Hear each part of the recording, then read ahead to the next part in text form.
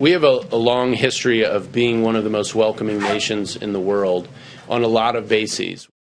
That was the acting director of U.S. Citizenship and Immigration Services, Ken Cuccinelli, yesterday, as he announced some welcoming new changes to the legal immigration system. Namely, as of October 15th, no more green cards or visas for people who have legally used government benefits like food stamps, housing vouchers, or Medicaid. And what's worse, get this, immigrants can also be denied long-term status if the government declares they're even expected to use any state, local, or federal benefits at any point in the future. President Trump's administration is reinforcing the ideals of self-sufficiency and personal responsibility, ensuring that immigrants are able to support themselves and become successful here in America. A poor person can be prepared to be self-sufficient. Many have been through the history of this country. Yeah, I mean, I know a lot of people who found success completely on their own without anyone's help, like, say, I don't know, Donald Trump. As he's told us time and again, he built his empire from the ground up with nothing but grit and determination and the equivalent of around $413 million by today's standards from his father's real estate empire, if you can call that help.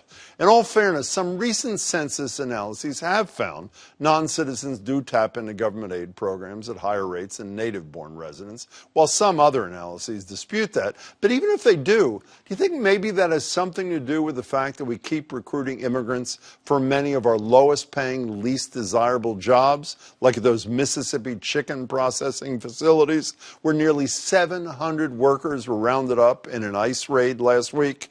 The administration's defense there? This is a criminal investigation of the employers who are exploiting an undocumented workforce and skirting our laws. Boy, that's weird. I didn't see any of the employers among those 680 people who were taken into custody the other day. In fact, between April of 2018 and this past March, not a single company and only 11 individual employers have been prosecuted for hiring undocumented immigrants. But back to those who do have documents and are going by the book, just trying to survive. The vast majority of immigrants who are going to be affected by these changes are from Central and South America, the same people Trump has railed against time and again, who feel they're being unfairly targeted. Even Cuccinelli's attempt at a defense yesterday ended up proving that fact. There's no reason for any particular group to feel like this is targeting them. If we'd been having this conversation 100 years ago, it would have applied to more Italians. But we didn't, so it doesn't. And now, so many Italian-American communities are well established and able to help each other. So how about we simply give the next wave of immigrants trying to make a better life the same help the generations before them have gotten? What do you think? Email us, tweet us, share your thoughts.